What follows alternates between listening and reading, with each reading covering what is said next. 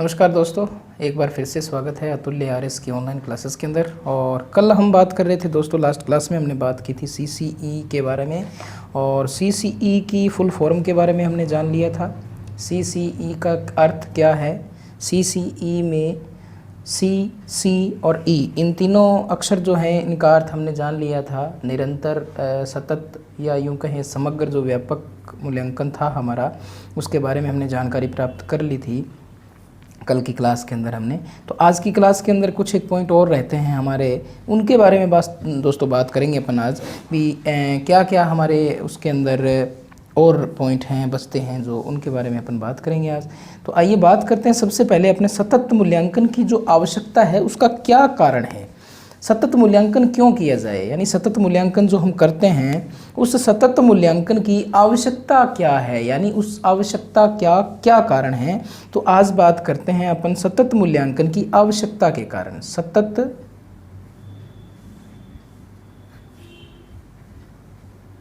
मूल्यांकन की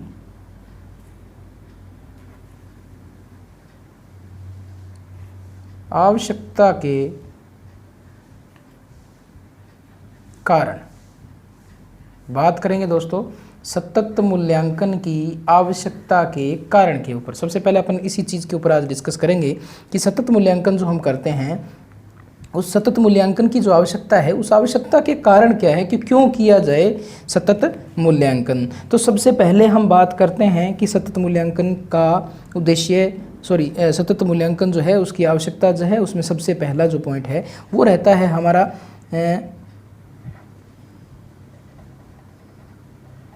सतत मूल्यांकन की जो आवश्यकता रहती है, सबसे पहले हम बात करते हैं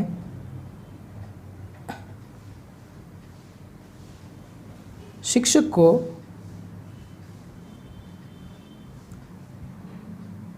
छात्रों के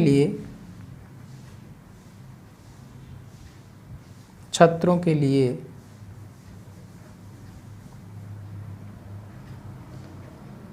निर्धारित उद्देश्य। अब इसमें क्या है, सबसे पहले तो शिक्षक जो है वो छात्रों के लिए उद्देश्य निर्धारित करता है। यानी हम जब सतत मूल्यांकन की आवश्यकता के कारण जानने का प्रयास करते हैं दोस्तों, तो कारण के अंदर सबसे पहला जो हमारा बिंदु रहता है वो रहता है एक शिक्षक का छात्रों के लिए उद्देश्य निर्धारण करना। अब देखिए उन उद्देश्यों के अंदर क्या है, उन उद्देश्यों के अंदर ज्ञानात्मक जो उद्देश्य हैं, अवबोध के जो उद्देश्य हैं, उसके साथ साथ उसमें कौशलात्मक जो उद्देश्य हैं, कौशलात्मक उद्देश्य हैं, इन उद्देश्यों की प्राप्ति यानी इनका ज्ञान करवाने के लिए, इनका ज्ञान करवाने के लिए या जांचने के लिए शिक्षक को छात्रों के लिए निर्धारित उद्देश्य ज्ञानात्मक जो उद्देश्य हैं उनको प्राप्त करने के लिए, अवबोधात्मक जो उद्देश्य हैं उनकी जानकारी लेने के लिए, या उनमें किस प्रकार का कौशलात्मक विकास हमें करना है, ऐसे उद्देश्य जो हैं उनकी जांच परख करने के लिए सतत मूल्यांकन की आवश्यकता होती है। नंबर 2 की बात करें, इससे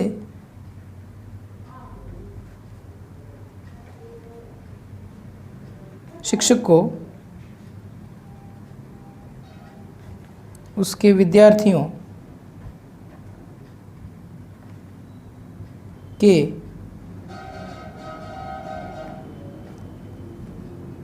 अधिगम के निरंतर विकास का संचित ज्ञानार्जन का आभास होता है,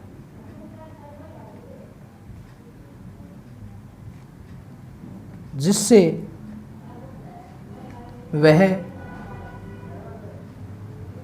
समय समय पर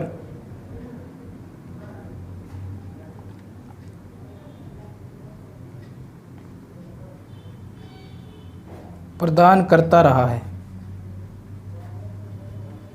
देखिए दूसरा बिंदु क्या है दोस्तों, इससे शिक्षक को उसके विद्यार्थियों के अधिगम के निरंतर विकास का संचित ज्ञानार्जन का आभास होता है, जिसे वह समय समय पर प्रदान करता रहा है। यानी शिक्षक ने, एक जो शिक्षक है उसने बच्चे को जो ज्ञान प्रदान किया है, उस ज्ञान प्रदान करने के अधिगम का, यानी उसने कितना सीखा, इस सीखने का उसको जो अनुभव है या उसको ज्ञान जो प्राप्त होता है या बच्चे ने कितना प्राप्त किया है, ये इस सतत मूल्यांकन से उसको पता चलता रहता है। बात अगले पॉइंट की करें अपन, तो अगला पॉइंट ये कहता है कि निश्चित समय अवधि जो होती है,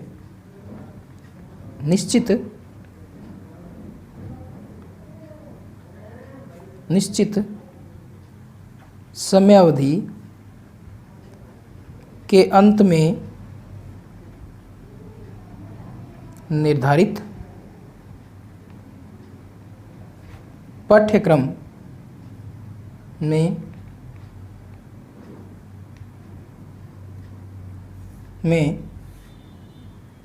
छात्र में अधिगम व निष्पत्ति का ज्ञान होता है। कहने का मतलब ये दोस्तों कि एक निश्चय अवधि, जैसे हम बात करें 1 साल की, एक परीक्षा अवधि जो होती है हमारी, मूल्यांकन की एक जो अवधि होती है, मूल्यांकन की जो अवधि होती है वो हम निरंतर करके 1 साल मानते हैं दोस्तों।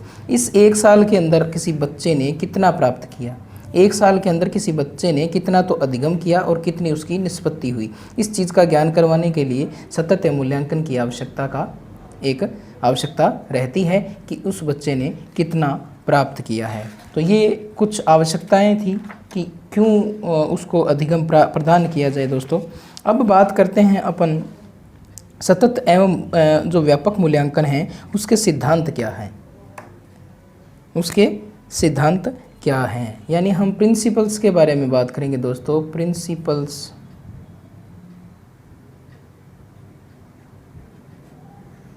ऑफ CCE, यानी CCE के सिद्धांत, CCE के सिद्धांत। और CCE के सिद्धांत क्या हैं, इनके बारे में अपन बात करते हैं कि किन सिद्धांतों के ऊपर CCE काम करता है।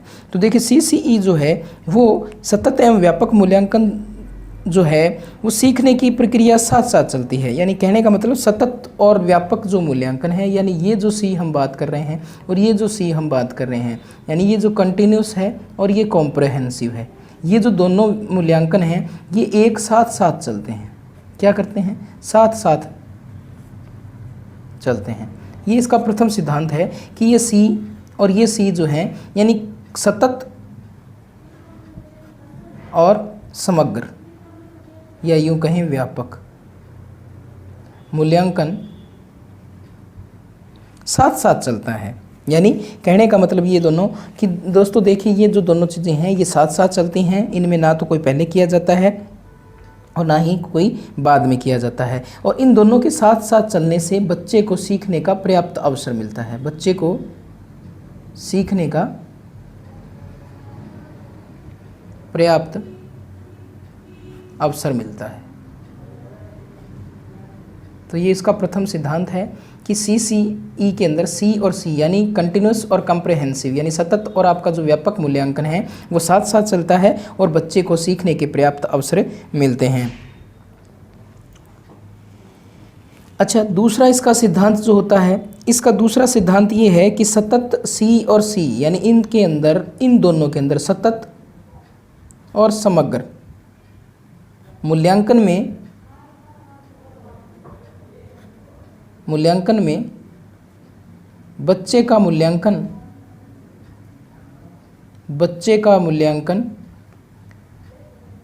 उसी के साथ किया जाता है, उसी के साथ किया जाता है, अन्य बच्चों के साथ नहीं।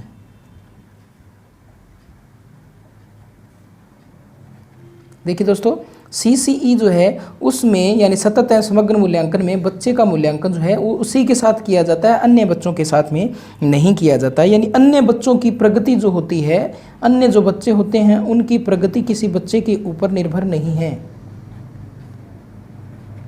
बच्चा जो है उसका आकलन जो है उसी की पिछली प्रगति के आधार पर किया जाता है, उसी की पिछली प्रगति के आधार पर किया जाता है, दूसरे बच्चे के साथ में उसका कंपैरिजन नहीं किया जाता है। तीसरी बात, इसका सिद्धांत जो होता है वो सीखने की विधियों से संबंधित है, सीखने की विधियों से संबंधित है। देखिए अलग अलग प्रकार के बच्चे जो होते हैं उनमें गति और क्षमता जो होती है, गति एवं क्षमता के अनुसार गतिविधियों का प्रयोग, यानी अलग अलग प्रकार की बुद्धि लब्धि के जो बालक हैं, अलग अलग प्रकार के बुद्धि लब्धि के बालक जो हैं उनको अलग अलग प्रकार की जो शिक्षण विधियां हैं या गतिविधियां जो हैं उनके द्वारा उनको शिक्षण प्रदान किया जाता है। प्रत्येक बच्चे का जो अपना सीखने का स्तर है वो अलग अलग होता है, तो जिस प्रकार की उसकी गति है और जिस प्रकार की उसकी क्षमता है सीखने की, उसी के अनुसार उस शिक्षण के अंदर गतिविधियों का प्रयोग जो है वो किया जाता है। जैसा बच्चा सीखना चाहता है उसी के अकॉर्डिंग उसको सिखाया जाता है। तो ये जो तीन थे, पहला जो था कि सतत और जो समग्र मूल्यांकन होता है वो दोनों प्रक्रियाएं साथ साथ में चलती हैं ताकि बच्चे को सीखने का पर्याप्त अवसर मिल सके। उसके बाद में मूल्यांकन में बच्चे का मूल्यांकन उसी के साथ किया जाता है, किसी अन्य बच्चे के साथ में नहीं। बच्चे का जो मूल्यांकन है उसी की पिछली जो रिपोर्ट होती है, उस पिछली जो उसकी प्रोग्रेस होती है, देखिए उसमें सबसे पहले उसका निदान किया जाता है, उसके बाद में उसका उपचार किया जाता है। जैसे हम FA जो एग्ज़ाम हमारे लेते हैं, यानी जो स्टार्ट में FA जो लिए जाते हैं उनके अंदर सारा का सारा निदानात्मक शिक्षण होता है और लास्ट में जो हम उनका मूल्यांकन किया करते हैं वो उसका उपचारात्मक शिक्षण हुआ करता है। तो देखिए इसमें निदानात्मक के साथ साथ में उपचारात्मक शिक्षण की गतिविधि रहती है। उसके बाद में सीखने की जो विधियाँ होती हैं, सीखने की विधियाँ जो होती हैं वो बच्चे की गति और क्षमता के अनुसार ही रखी जाती हैं, उसी प्रकार उसमें गतिविधियों का प्रयोग किया जाता है। तो ये मुख्य सिद्धांत थे CCE के। अब अपन बात करते हैं CCE जो है यानी सतत एवं व्यापक जो मूल्यांकन है उसके उद्देश्य क्या है, उद्देश्य के बारे में बात करते हैं अपन। उद्देश्य, CCE के उद्देश्य, CCE के उद्देश्यों के बारे में बात करते हैं दोस्तों कि CCE के जो उद्देश्य हैं वो क्या क्या हैं। तो जब CCE के उद्देश्यों के बारे में बात करते हैं दोस्तों तो CCE का सबसे पहला जो उद्देश्य होता है वो होता है विद्यार्थी की प्रगति के बारे में जानना। विद्यार्थी की प्रगति के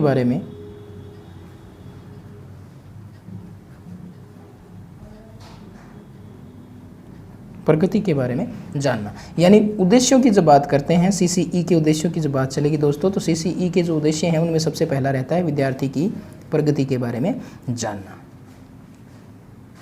विद्यार्थी ने कितना प्राप्त किया, विद्यार्थी ने कितना ग्रहण किया, उसकी जो प्रगति है उसको जानना ही विद्यार्थी की प्रगति के बारे में जानना कहलाता है और सबसे पहला उद्देश्य यही रहता है। उसके बाद में विद्यार्थियों के व्यवहारगत परिवर्तनों के बारे में जानना, यानी व्यवहारगत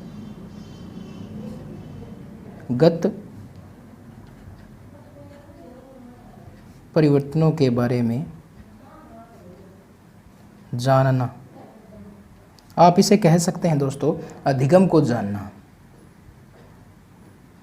अधिगम को जानना यानी किसी बच्चे में कितना उसने अपने व्यवहार में परिवर्तन किया है, यानी हम जो सिखाना चाह रहे थे वो सीख कर उस बालक ने अपने व्यवहार में कितना परिवर्तन किया है, इसे को ही क्या कहा जाता है दोस्तों, व्यवहारगत परिवर्तन कहा जाता है। तो ये इसका दूसरा उद्देश्य है। उसके बाद में हम तीसरे उद्देश्य की बात करते हैं। हम जो उद्देश्य लेकर चले थे, बच्चे को हम किस उद्देश्य से पढ़ा रहे हैं, यानी हमने क्या उद्देश्य स्टार्ट में हमारे उद्देश्य हमने निर्धारित किए थे, उन उद्देश्यों की प्रगति के बारे में जानकारी या उन उद्देश्यों की प्राप्ति के बारे में जानकारी लेना, के बारे में जानकारी लेना, यानी हमारे द्वारा डिसाइड उद्देश्य, हमने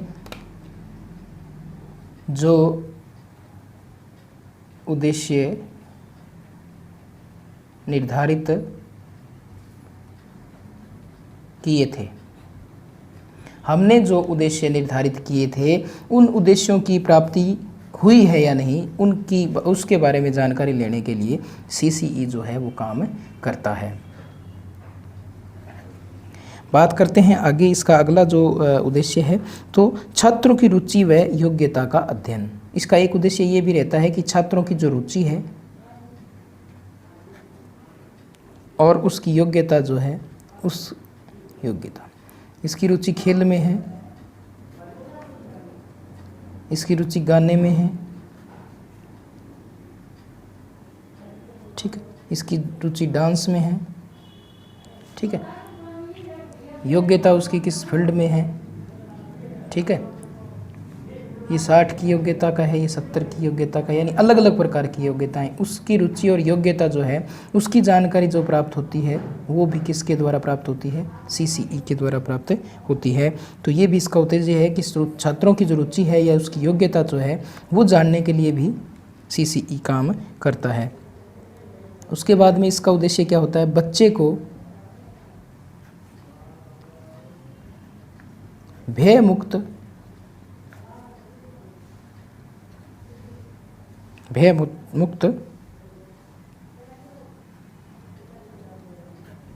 परीक्षण करना या प्रशिक्षण देना।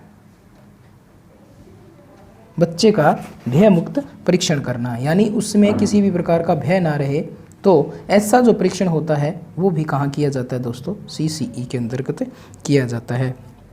अधिगम को प्रभावशाली बनाना, अधिगम को प्रभावशाली बनाना, ये भी का उद्देश्य रहता है दोस्तों। अधिगम जो होता है उसको प्रभावशाली बनाने के लिए हम विभिन्न प्रकार की टेक्निक प्रयोग करते हैं, हम टेक्निक का प्रयोग करते हैं, हम विभिन्न प्रकार की शिक्षण विधियों का प्रयोग करते हैं, ठीक है, अलग अलग प्रकार के मूल्यांकन करते हैं जिसमें FA, SA, उसके अलावा आपकी गतिविधियां हैं, गतिविधियां रह जाती हैं दोस्तों। तो अधिगम को प्रभावशाली बनाना भी इसका एक उद्देश्य रहता है। और अंतिम जो उद्देश्य रहता है वो रहता है छात्रों को उचित मार्गदर्शन देना। छात्रों को उचित मार्गदर्शन देना भी CCE का जो एक उद्देश्य रहता है दोस्तों।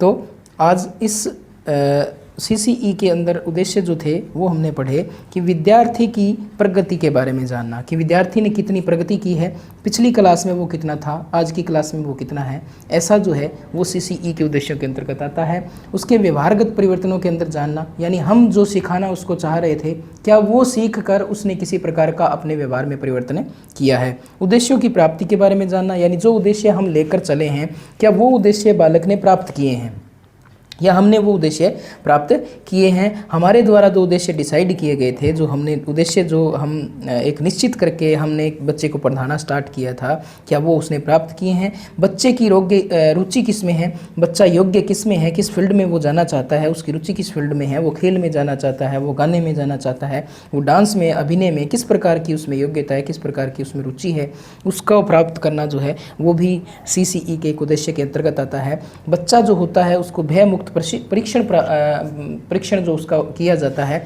उसमें परीक्षण ऐसा उसको दिया जाए कि उसमें किसी प्रकार का भय ना रहे, फेल या पास होने का जो भय बना रहता है बच्चे में वो उसमें ना आए, ऐसा जो है वो भी एक उद्देश्य है। उसके अलावा अधिगम को प्रभावशाली बनाया जाता है, यानी अधिगम को प्रभावशाली बनाने के लिए विभिन्न शिक्षण विधियों का प्रयोग किया जाता है, बहुत सारी टेक्निक उसमें प्रयोग की जाती हैं, यानी तकनीकी का समावेश करना, शिक्षण विधियों का सहायक सामग्रियों का प्रयोग करना वगैरह, ऐसा प्रयोग करके हम अधिगम को प्रभावशाली बना सकते हैं CCE के द्वारा। और छात्रों को उचित मार्गदर्शन देना, यानी छात्रों का निदान करके हम उनका उपचार कर सकते हैं, उसने किस प्रकार की गलतियाँ की उनको उसमें अच्छी तरह से जाँच कर हम उनको अच्छी तरह से उनका उचित मार्गदर्शन कर सकते हैं। तो ये CCE के उद्देश्य निर्धारित किए गए हैं। अब बात करते हैं दोस्तों, कई बार प्रश्न आता है कि CCE के अंदर जो पाठ्यक्रम है उसका विभाजन किस प्रकार से किया गया है या उसमें परीक्षा स्कीम जो होती है वो कैसी रहती है। तो दोस्तों देखिए, अब तक CCE के अंदर 2 प्रकार की परीक्षाएं ली जाती थी। CCE में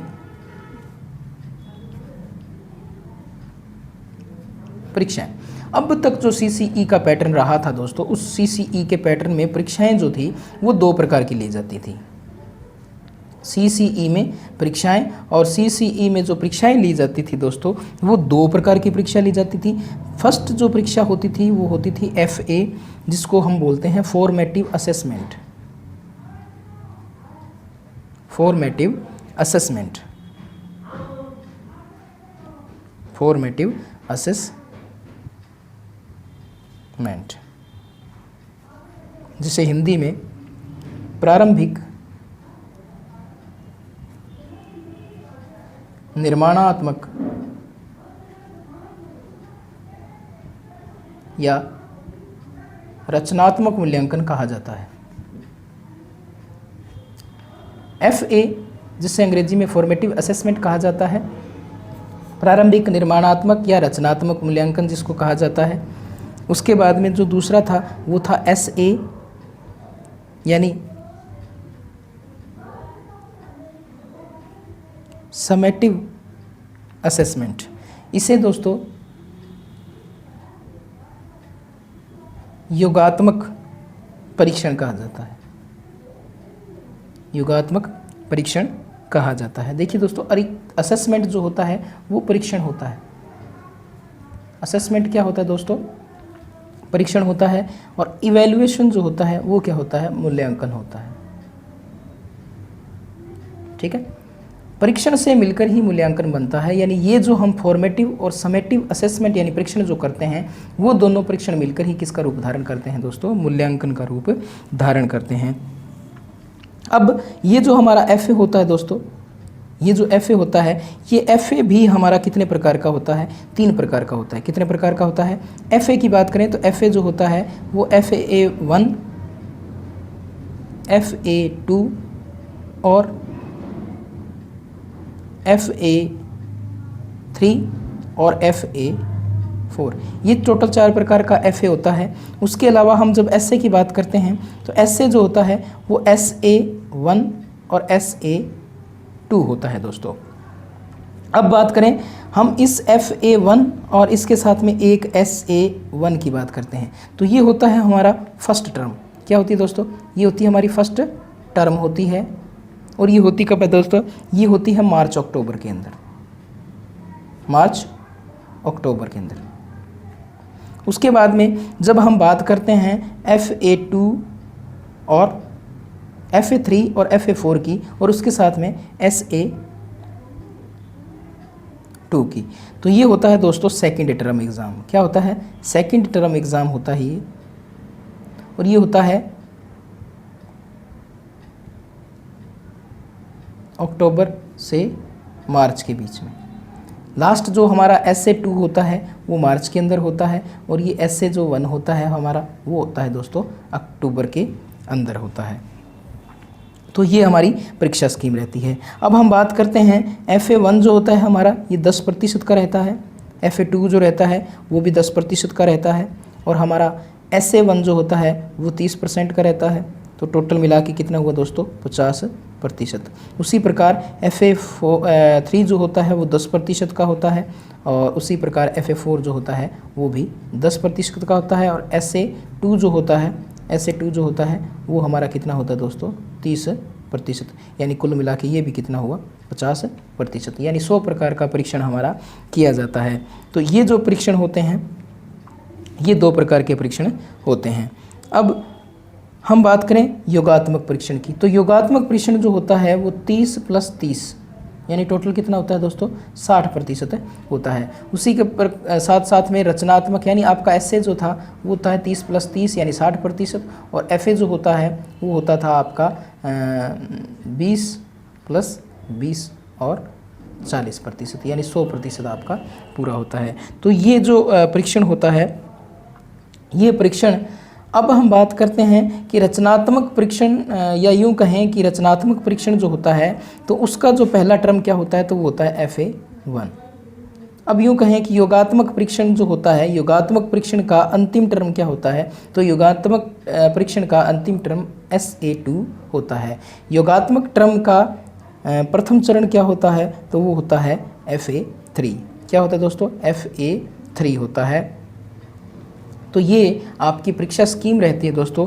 अब ये जो परीक्षा स्कीम है ये बदली जा चुकी है दोस्तों। अब हम लेटेस्ट की बात करें, लेटेस्ट की अगर बात करें दोस्तों, तो परीक्षा स्कीम जो है वो हमारी बदल चुकी है। अब क्या परीक्षा स्कीम है हमारी, तो उसकी बात कर लेते हैं। अब हमारा जो एग्ज़ाम स्कीम है वो पीरियोडिक एग्ज़ाम के हिसाब से आती है। तो पीरियोडिक एग्ज़ाम,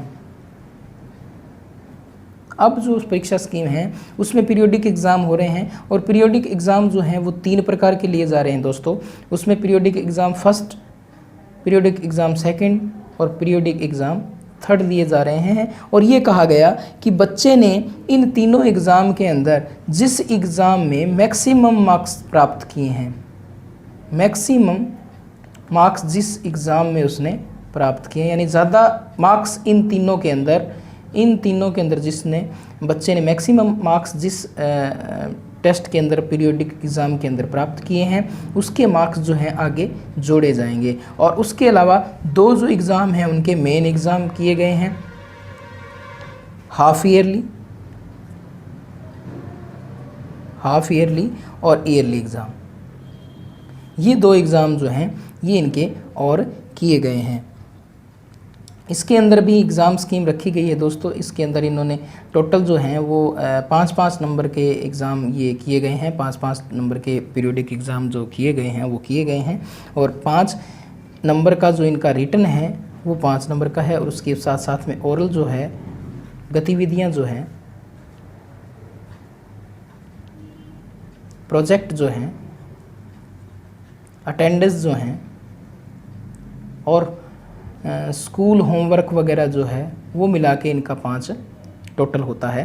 तो ये जो टोटल आपका है, ये टोटल जो है वो 10% रखा गया है। यानी आपका यूँ कहें कि रचनात्मक जो हम FA की बात कर रहे थे, ये FA जो है आपका ये 10% रखा गया है। उसके अलावा ये हाफ ईयरली और ईयरली एग्ज़ाम जो रखे गए हैं वो रखे गए थे 90 नंबर के, 90% के। तो आपके टोटल जो हैं वो 100% होते हैं। तो अब पीछे की हम बात करें दोस्तों, जैसे हमने FA और SA की बात की थी, FA और SA की बात करें तो देखिए दोस्तों, FA में जो पूछा गया एग्ज़ाम था, SA1 तक जो था, SA1 का सिलेबस जो होता है वो SA2 के सिलेबस में नहीं आता है।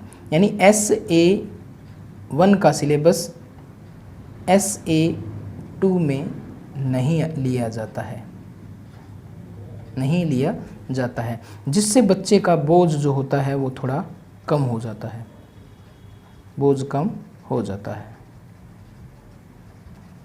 ठीक है दोस्तों। तो ये हमने आज बात कर ली परीक्षा स्कीम के बारे में, हमने बात कर ली उद्देश्यों के बारे में, हमने बात की सिद्धांत के बारे में, आवश्यकता और कारण के बारे में भी हमने बात की कि किस प्रकार से CCE जो है वो काम करती है, किस प्रकार से CCE जो है वो लागू की गई है, कहाँ कहाँ CCE जो है वो काम कर रही है, कितने क्या कुछ इस CCE के अंदर काम किया जाता है। तो दोस्तों आप इसी प्रकार से हमारे साथ में जुड़े रहिए। CCE हमारा पूरा हो चुका है। अब अपन नेक्स्ट जो क्लास है वो लेकर आएंगे। अगली आपकी रीट की जो हिंदी की क्लास है उसमें मैं आपको कुछ और जो हमारे टॉपिक बचते हैं उनके बारे में अपन डिस्कस करेंगे। तो आप इसी प्रकार से अतुल्य RS के साथ में जुड़े रहिए। अतुल्य RS के साथ में आप जुड़े रहें। हमारी वेबसाइट है, इसके ऊपर atulyaRS.in, atulyaRS.in के नाम से हमारी वेबसाइट है दोस्तों। आप इससे PDF प्राप्त कर सकते हैं, जो भी मैंने आपको पढ़ाया है वो PDF आप प्राप्त कर सकते हैं। तो आज के लिए इतना, नेक्स्ट क्लास के अंदर मिलते हैं। ठीक है दोस्तों।